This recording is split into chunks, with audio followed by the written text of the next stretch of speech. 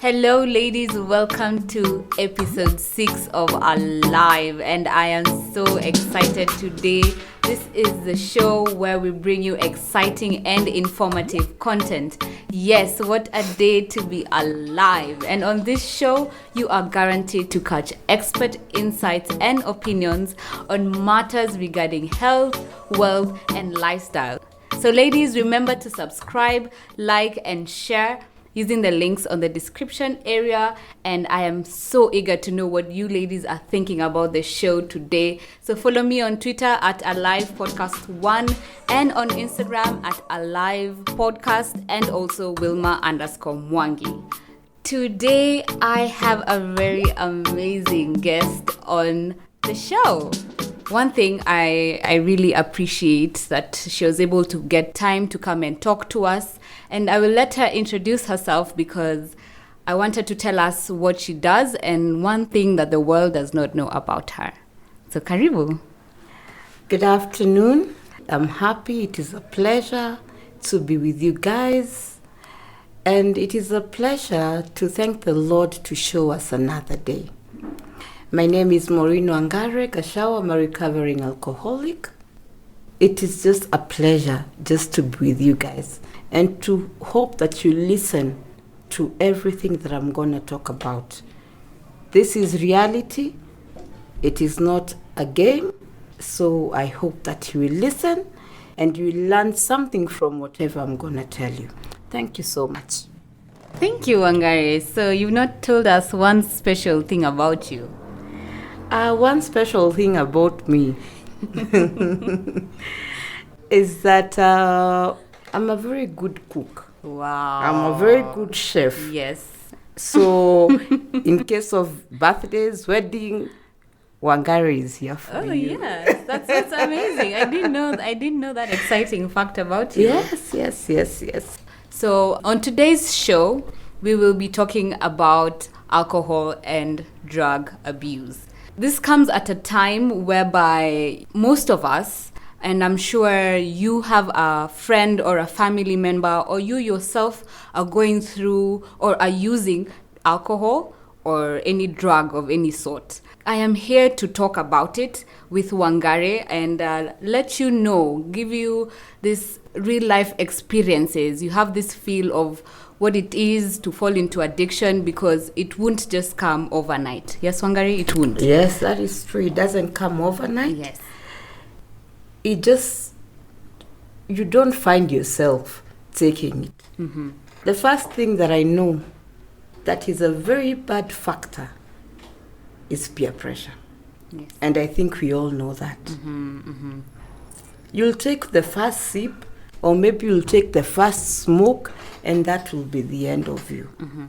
Everybody has some our genetics are not the same. Mm-hmm. There is the X factor. Like for me, I didn't know that when I sip Acareds, I'll fall to addiction. Yes.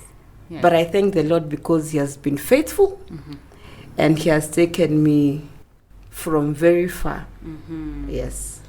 Most people would say it's an illness which is characterized by a destructive pattern use of illegal or legal drugs or medication. And this is a fact that there are over 190 million drug users all over the world. So that's a huge number. And according to statistics, a report done by NACADA, 18.2% of Kenyans aged between 15 to 65 years are currently using at least one drug or substance of abuse. Most commonly, you'd find alcohol being abused, you find cocaine being abused, tobacco, miraa, cannabis. These are drugs that are readily available. They're there. That's true. Yes. They're in the market. They're in the market. Yes. Like for us, me myself, I'm very proud because I'm a recovering alcoholic. Mm-hmm. Like for me, we call it lock. In the morning, you cannot do anything, you cannot do whatever. But these days, even the times that people used to ask for IDs or anything, these days there's nothing. There's nothing. So you'll go, you'll get it readily available. You'll get even drugs that you've never used that are being put in the alcohol that you are taking. Yeah. So these things are not like kitambo ati we used to say ati hapana hazitapatikana. No, everywhere. Now you can find you can find it. It's true. Even in primary school, secondary schools, Of course. in institutions, That's you can true. find That is kiosks true. are selling to kids Yes, and you don't know. alcohol That's or true. tobacco or That's cigarettes. true. Yes, that's true. And then, like in the recent past, I think it was last month or something, how many children have you had in secondary and rest? They are being taken with cannabis. People find them in the bus stop. You've taken your child to school, but instead that pocket money, we go together, me and you, we know that where we are going to do what? We are going to drink. Another thing people don't know. These days, alcohol is not like the way we used to go and buy it in the supermarket or wines and spirit. These days, there's cheap liquor. That cheap liquor is mixed with drugs. When I was in rehab, we used to take the diazepam. That was because of shaking. So you leave it, the shakes and everything, because we have withdrawal symptoms. These days you'll go and buy alcohol and find that these people have already put the diazepam inside. So now that is double trouble. That is addiction times 2. Okay. Yeah. Could you tell us more of the substances you have used before? Okay. Other than alcohol, I've used cannabis. I've used Mira, Mokoka, and cigarettes. Okay. Yes. How old were you when you started using these drugs? I was around 17 because I was in Form 3. Yes. Okay. Yes, I was around 17. Wow. Yes, and I started with a small can of Reds. Yes.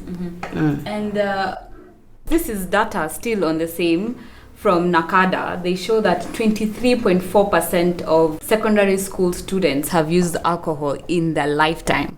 That is true. You started when you were in high school? Yes. How did you get into using these substances? We used to have friends, just like the way you have friends, someone comes, and actually, I'm sorry, let me first do this point, to all the parents who are listening to me. Please, we have youngsters in the house. We have, even though you take something small, maybe for your enjoyment, please, in that cabinet, have a key to lock. Because even the people who used to bring for us alcohol, their parents used to drink. So now this person who's bringing for you alcohol will take from where? From the parents. Yes. And thank you for bringing that up. We're going to talk about the role of parents in, raising awareness and educating their children about drugs and alcohol use. Because it all stems from the people you look up to. If you're looking up to your mom, and your mom is an alcoholic or a drug user, the child will adapt to that kind of environment That is very true. the mom has set for the kid. The first time when I used it, I will not lie to you, my dear listener. That calf high, I was feeling I'm on top of the world. Okay? So now it came to a place where, for example, I moved from that carrot that used to be stolen from this person's house. Now I started drinking vodka. Okay. Because the high of the Reds was not taking me anywhere. Yes. So I took vodka, I took zinaitangwa makali. Nikakunywa. After that, my friend came. There's something else that is rolled that is called marijuana. Now the high now became no times 2. Now you see, now I'm graduating. Yes. Slowly, and I don't know. It came another place, this thing called Mira. I'm chewing the whole night. My eyes look like an old's eyes because of not sleeping. Yeah. And now I've graduated. I'm taking Mira, I'm taking marijuana, and I'm taking alcohol. Okay? So I used to feel nice, I went like that for a very, very long time. How long can you say? Before I went to rehab, I was a user. I had used for like more than 5-6 years. More than 5 and 6 years. Yes, I had used a long time. But there's one incident that made me know I'm not okay. Okay. All right? Mm-hmm. I went to Uganda and I studied until Form 6. I came back to Kenya. Mm-hmm. I went to Daystar. This Daystar that is in, I was in Athi River campus, leave the Valley Road one. Mm-hmm.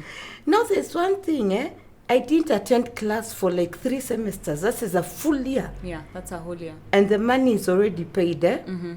So by the time that my mom came to know, and I thank her so much because she always holds my hand. Mm-hmm. She came to know, no one knew that I was an addict. Okay. I moved from, what is it called? These spirits, wines and spirit. I went and started drinking something called changa. Mm-hmm. I don't know if my listener knows changa. I'm sure because now I've heard of it. Now money is becoming tight. Yeah. Because my mom is understanding. She's saying, hey. And also, let me ask you, were you working at that time? No, I was in school. So how are you getting money? Pocket money. Okay. And then when I went to Athi River campus, I found now another group that was much more worse than me. Mm-hmm. Now, notorious people. Mm-hmm. So now it came to a place where I started taking changa somewhere in Parklands, mm-hmm. in a ghetto. I became very dirty. But there's one thing that happened. In that changa den, it starts from 20, 10, 50. Mm. So I drank and I felt apana. So it's like, for example, now you get outside the house, now you go for fresh air. Okay. So it was not fresh air, my dear love. This girl was dying because she has already had excess alcohol. Mm. The body, I'm not eating.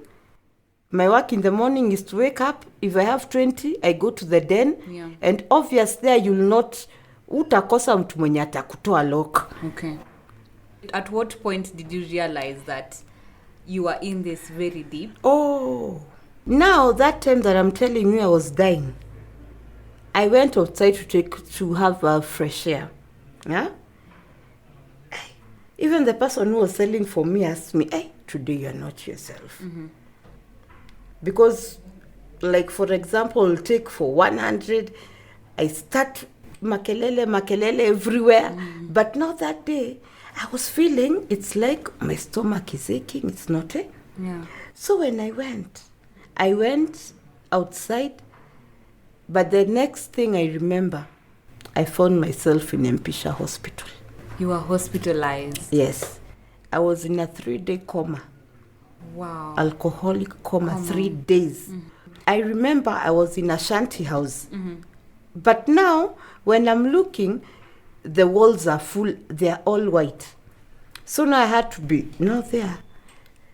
I have a drip here for detoxification. Mm. Huh? Yes.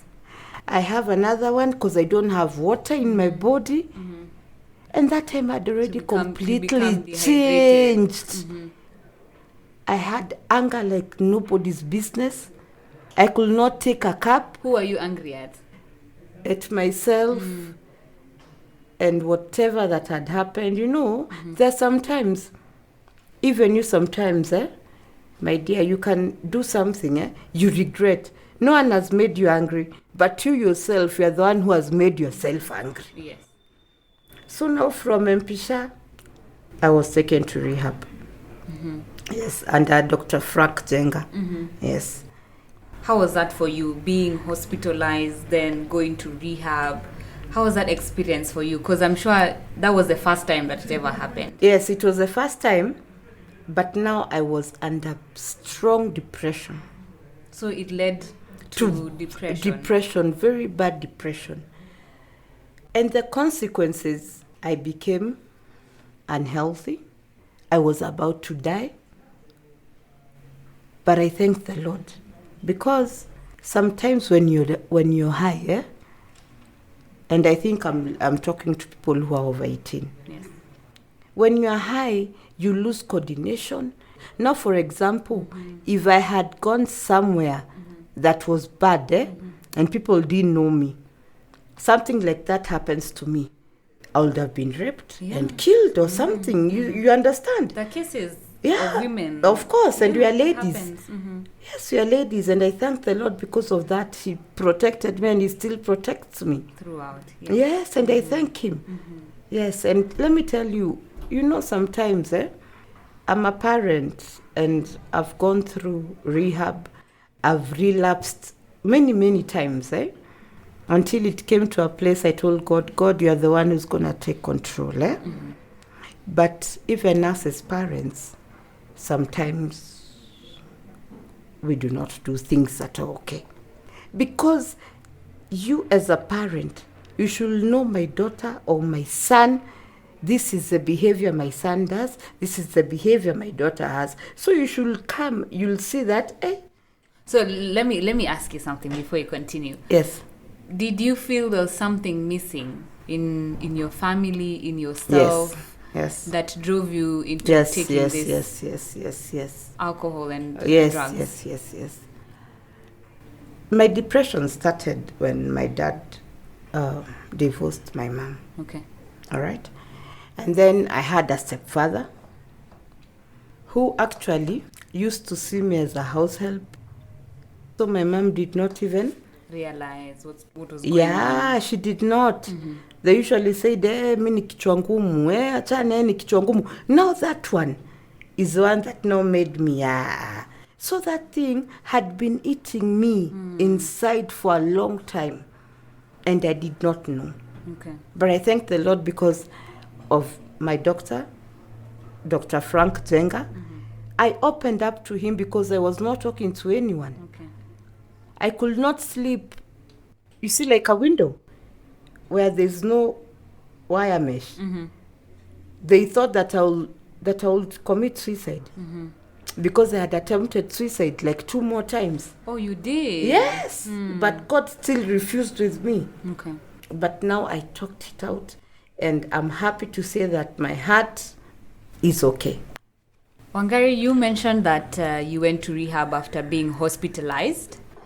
Was there any support from your family, your friends, or was there some form of alienation? That's why I call her my second God. She's my mom. She went with me through that journey, even as she became depressed, because she did not understand, because it was like a shock to her, but she didn't let me down. Community, please. Addicts are not murderers. Addicts need love.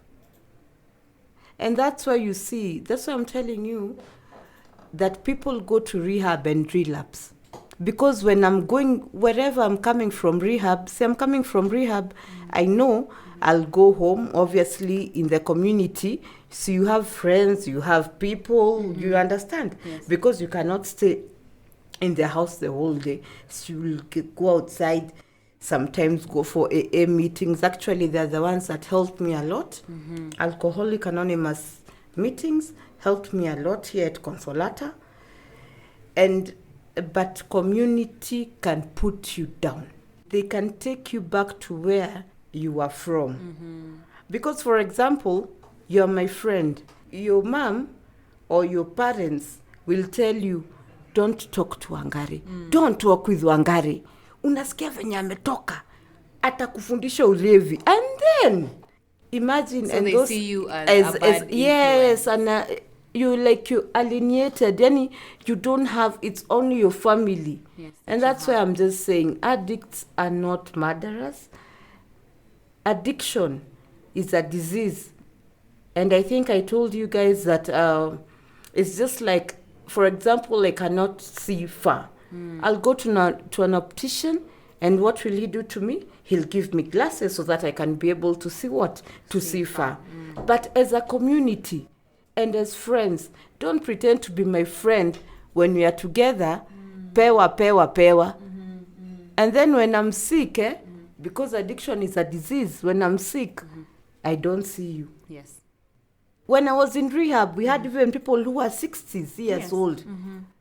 When you go to AA meetings, there's someone who said that he stopped drinking alcohol in 1984.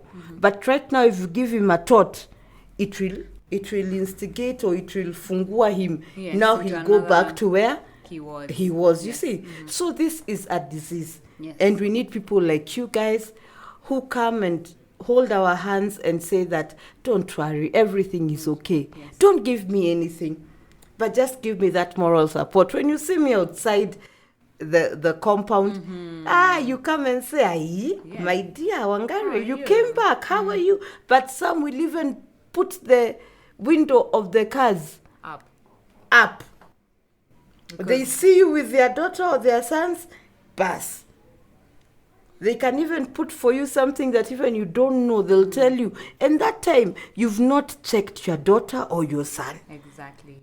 And you do not know what is going on or what is underlying. NACADA also is doing its part. Yes, it is. It is. It's actually NACADA introduced life skill programs in primary schools and also in secondary schools.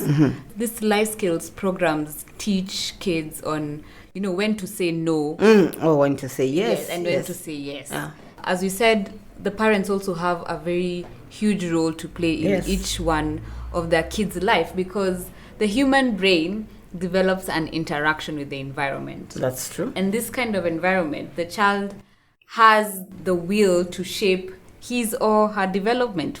So once a child is put in an environment where the parents use alcohol or drugs, the parent will think that, I'm enjoying myself.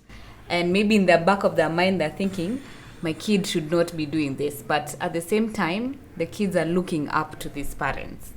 Having to take your kid through life skills and just tell them that, when a friend comes with reds, they should say no. If a friend comes with marijuana, don't do it, because it will lead to harm. There's nothing good that comes from alcoholism and substance abuse. All right? There's nothing good that comes from, and that's why you're seeing these days, you take your child to school, after 2 days, a week or 2 weeks, you're being called, you come and get your child. Mara wamechoma domu. Mara kumeenda sijui aje. Why is it? Let me tell you. You see, even you cannot, for example, let us say lazima you become you're from perspective at where your parents drink or wherever, ama alcoholism home, ama whatever.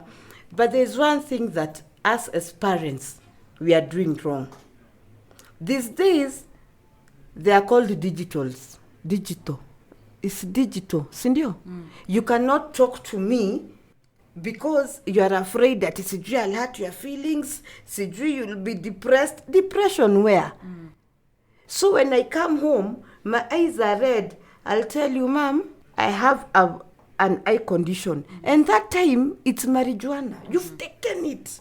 Excess. So let me ask you one question. Yes. How has this positively or negatively affected you and the people around you, your family, your relationships? Okay. You mentioned you have a child. How has that affected him in any way? There's one thing I came to know. Even though your child is how old, you'll pretend you're very wise. They don't see what you're doing. But they are very wise. They are wiser than you. They see what you do, what you're doing. So for me, positively, I'll tell God, thank you, because I'm not under depression. I'm a recovering alcoholic, and I'm proud to say that. And I thank the Lord because my mom has never let me go, my sisters, my sister, my brother. And I thank the Lord, and my child still knows me. All right? But now, sometimes in life, when you think about what you would have been or where you would have been if it was not because of this thing, I feel very bad. But I'll tell the youth one thing, and the parents. Parents these days do not talk to their children. Girls, when there was COVID, when there was no school, how many girls have become pregnant? How many? A number. It's because I'll not come and sit Keith down and tell him, these days, there's AIDS. I will sit him down and tell him, my dear, as long as, obviously, they are sexually active, but I'll tell them, my friend, put a rub on it. I don't want to be called a shosho right now, and I don't want to start off AIDS. So parents, we have to tell our children, call them and tell them, when you do this, that is private affairs. You call them in the bedroom, you tell them, when you do this or you do that, these are the consequences. Yeah. I wish my mom would have told me when she saw that I had started changing the consequences of alcohol and drug use. Now for me, I tell my sister, I tell my brother, I tell them, my cousins, I tell them. They think I'm crazy, but I tell them the truth. What advice can you give a lady who's listening to us right now? Ladies, we are strong. And in case you're going through whatever I've gone through, remember to pray and never give up in life. Because life will never... You have to cross through bumps and do whatever, but let me tell you something, never give up. We are the queens and you are the warriors and we're okay. And please, my dear listener, lady friend like me, talk to your child. Yes. Talk to your sister's child. Tell them the effects, but don't you ever give up. As Joseph Campbell said, it is by going down into the abyss that we recover the treasures of life. Where you stumble, there lies your treasure. That is true. And I hope through Wangari's story on alcohol and drug use, this has elevated each one of you and also motivated each one of you. If you're using alcohol or any drug, you need to go through rehabilitation or some form of treatment. Seek help. Talk to someone. Talk to someone. Yeah, talk to someone. Exactly. Because these things that people use, it's like you have a lot of things in your head, but look for someone who you trust. Si ati mwenye utaambia maneno tena ikwe in the community you are the talk of the town. No. Yes. And NACADA has a toll-free line, 1192. You can be able to talk to the counselors there if you feel there's no one around you that you feel you can confide in.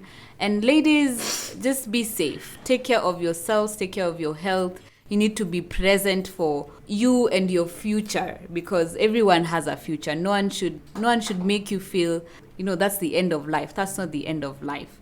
So ladies, thank you for tuning in. Thank you, Wangari, for coming. I don't know, do you have any last words for Thank you for having me. God bless you. Yes. And God bless the work of your hands.